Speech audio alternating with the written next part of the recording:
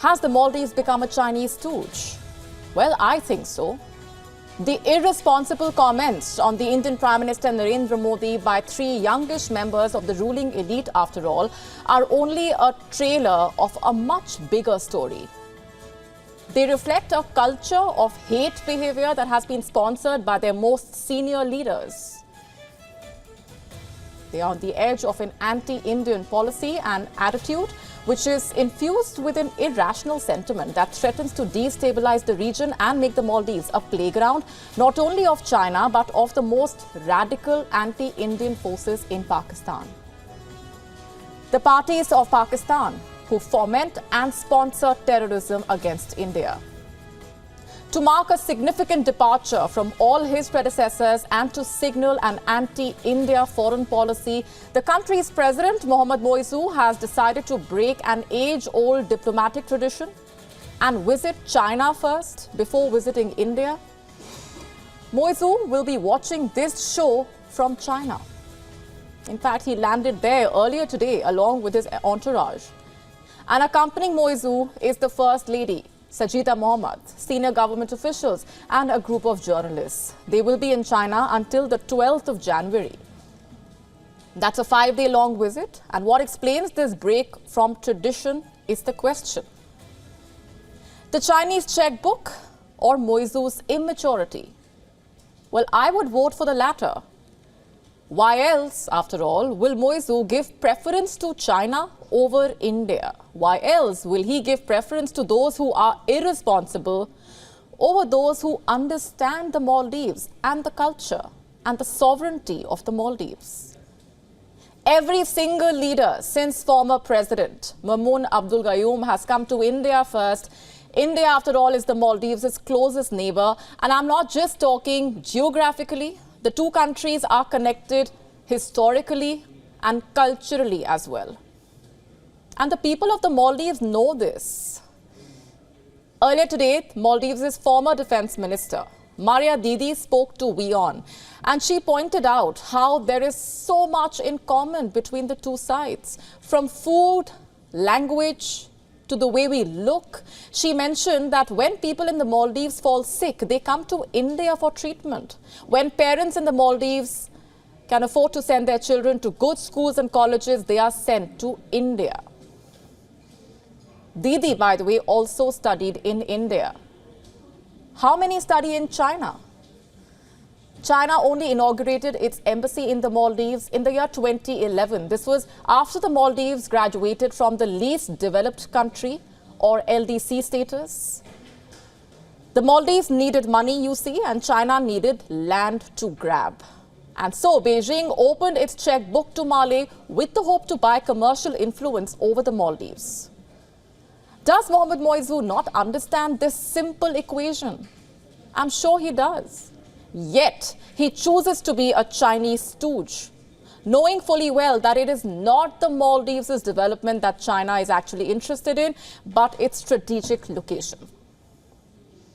The Indian Ocean, you see, is central to China's MSR or Maritime Silk Route project, and the Maldives sits in the Indian Ocean. It straddles one of the world's busiest east-west shipping lanes. Maldives' location and economic situation is perfect for the Chinese debt trap. Hence, the Sinmali Bridge, so that the Maldives can cross over to Chinese grip.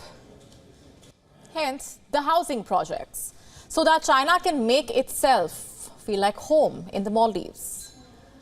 Hence, upgrades to the Villana International Airport and the renovation of the building housing the Ministry of Foreign Affairs, so that China can use its economic coercion to advance its strategic goals and slowly debt trap the Maldives. Hasn't the Maldives learned from Sri Lanka? The island country has had to lease its Hambantota port to the Chinese for 99 years. Tonight, we will also be telling Muizzu the story of the Chinese land grab in Bhutan, and he should listen in closely. He needs to think like a matured leader, not like a Chinese stooge. Ever since Muizzu has come to power, he has engaged himself in one diplomatic disaster over another. First, he requested India to withdraw 77 India military personnel from the Maldives. Maria Didi told us that the decision is already hurting the Maldivian interest, by the way. Indian choppers would help in relief and rescue operations in the Maldives. A boy reportedly went missing and he could not be found there because Malé did not have the resources and China never comes in to help. In December, Muizzu's government decided to terminate a hydrography agreement that the Maldives signed with India in 2019. What was the explanation? Nothing, except the need to please the Chinese bosses. While Muizzu chose Turkey, followed by the UAE for his first official foreign visit and not India, Muizzu ensured that his vice president, Hussein Mohammad Latif, was in China for his official international visit. This was last month. Latif attended the China-sponsored China-Indian Ocean Region Forum on Development Cooperation in Kunming. He also offered his 2 cents. Latif said cooperation in the Indian Ocean must include all countries of the region. That's where the Maldives and its immature new government actually gets things wrong. You see, geopolitics is not about inclusivity. It is about reliable partnership. And the dragon is not one. But this is the Chinese script that the Maldives leaders are reading. I want to point your attention to a Global Times article. The Chinese mouthpiece is lecturing India, asking New Delhi to be open-minded towards China-Maldives cooperation. Let me just read out a couple of lines from this outrageous argument. Muizzu's decision to visit China before India does not necessarily mean that he is pro-China and anti-India. From the Maldives' perspective, it values its cooperative relationship with China more, especially in the field of economic development. China has always treated the Maldives as an equal partner and respected its sovereignty. New Delhi should stay more open-minded as China's cooperation with the South Asian countries is not a zero-sum game, quote-unquote. This is more than a zero-sum game. This is a road to disaster. I have a question for Muizzu. Is China interested in capacity building in the Maldives? Because that is what India has been doing. New Delhi offers several scholarships to Maldivian students. ICCR scholarships, ITEC training and scholarships, medical scholarships, just to name a few. India trains Maldives' future doctors, engineers, even journalists. 25% of the senior teachers in the Maldives are Indians. 25% of doctors are Indians. India has restored mosques in the Maldives. Friday Mosque and Darumwanta Rasigi Fanum Mosque in Malé. After the 2004 tsunami, India was the first country to rush relief and aid to the Maldives. Being a friend of India has benefited the Maldives in so many ways. And being a Chinese stooge is only opening up the archipelago to a diplomatic disaster. Is the Bangladesh Nationalist Party finished? Bangladesh has just wrapped up its general elections and Prime Minister Sheikh Hasina has secured a 4th straight term in office. But the country's main opposition, the Bangladesh Nationalist Party or the BNP, has alleged that the poll was a sham. The BNP, which boycotted Sunday's polls, is up in arms. On Monday, opposition activists staged a protest in Dhaka. They wore black gags over their mouths to condemn the election. Why is that? You see, the BNP has demanded a cancellation of what they term as a dummy election. They have questioned the accuracy of the voter turnout. And not just that, they want the Prime Minister Sheikh Hasina to resign. So how did they get here? Here's what happened over the weekend. Bangladesh's Prime Minister Sheikh Hasina won an overwhelming majority in the elections. Her party, the Awami League, as well as allies, won 223 of 300 parliamentary seats. This victory came after a campaign that was fraught with violence, a boycott from the main opposition party, the BNP, and a low voter turnout of 40%. Now, that number is significant. The last election in 2018 saw a voter turnout of over 80%. The severely fractured election climate in the country saw many opposition members also jailed ahead of the polls. The BNP boycotted the election after the Awami League rejected its demands. You see, the BNP wanted an independent caretaker government to preside over the polls, and the BNP also called on the people to not cast their votes. Now the party has renewed its demand for a fresh election to mobilize support for their demands.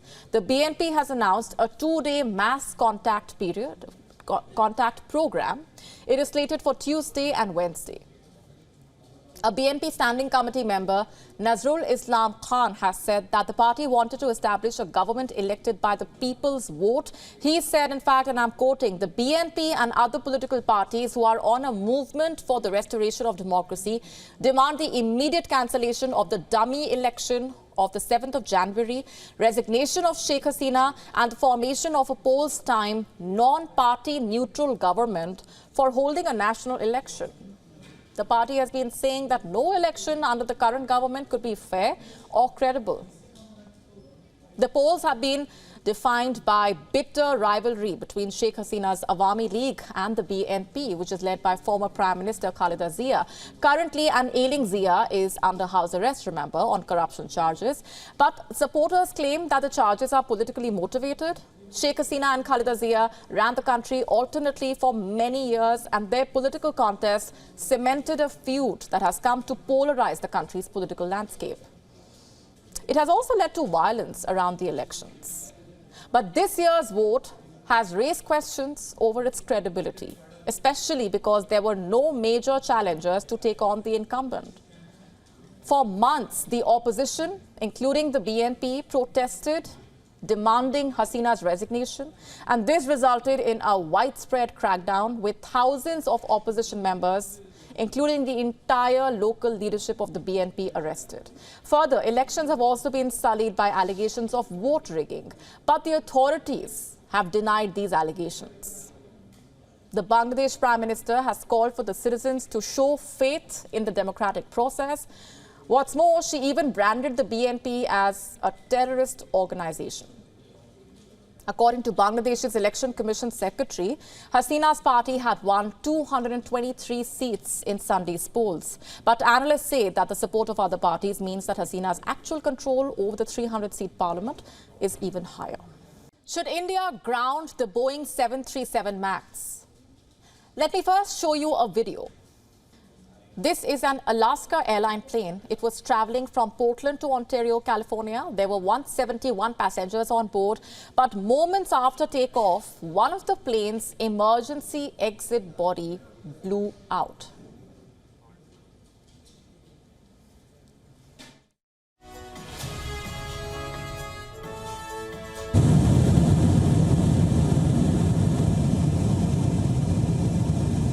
This wasn't even the emergency door.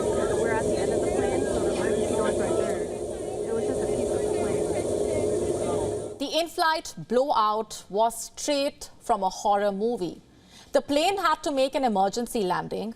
Thankfully, everyone on board was safe. But where is the guarantee that the next time will be any different?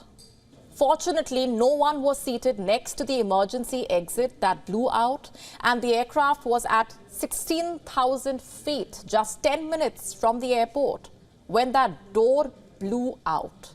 The cabin was depressurized, oxygen masks dropped. Soon the cockpit door flew open. Reports say the first officer's headset was ripped off. The captain lost part of her headset.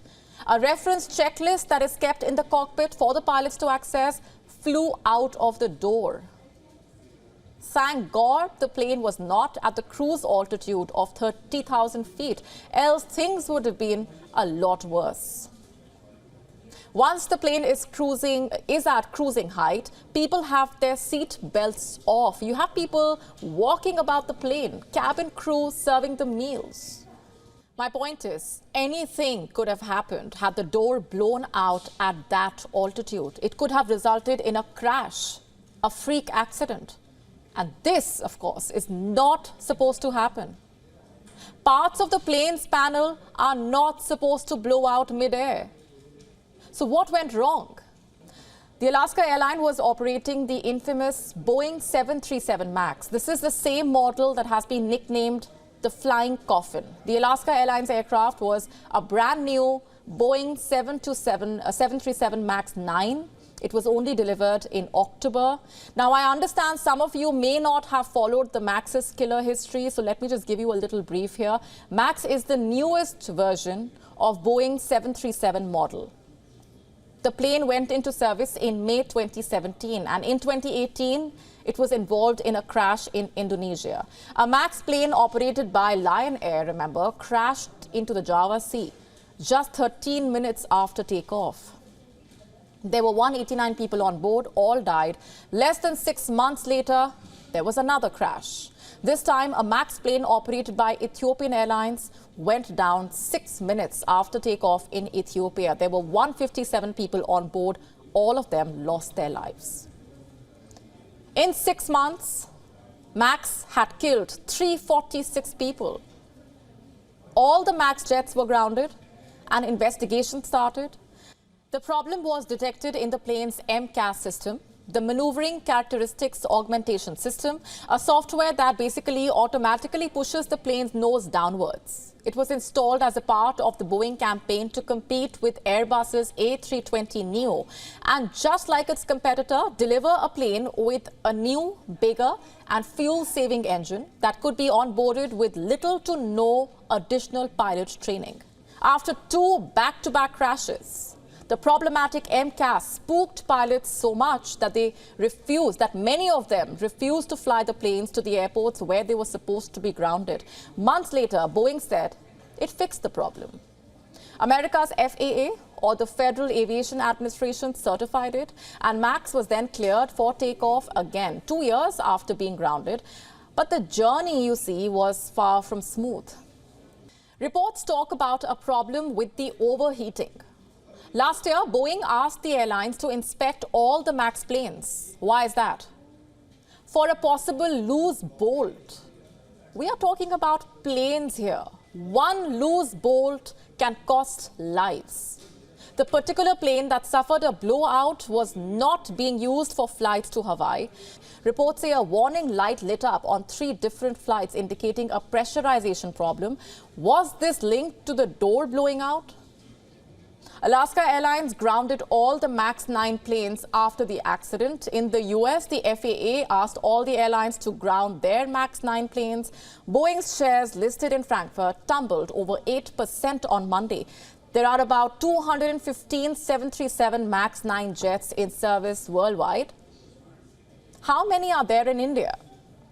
Well, there are no MAX 9 jets, but some Indian operators do have fleets of the Boeing 737 MAX 8. Which are these airlines?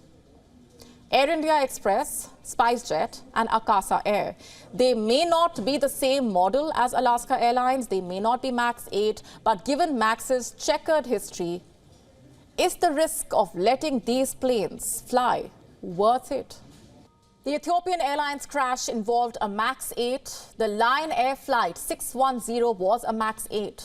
For now, the DGCA, or the Directorate General of Civil Aviation, has ordered all Indian airlines with 737 MAX planes to run an inspection.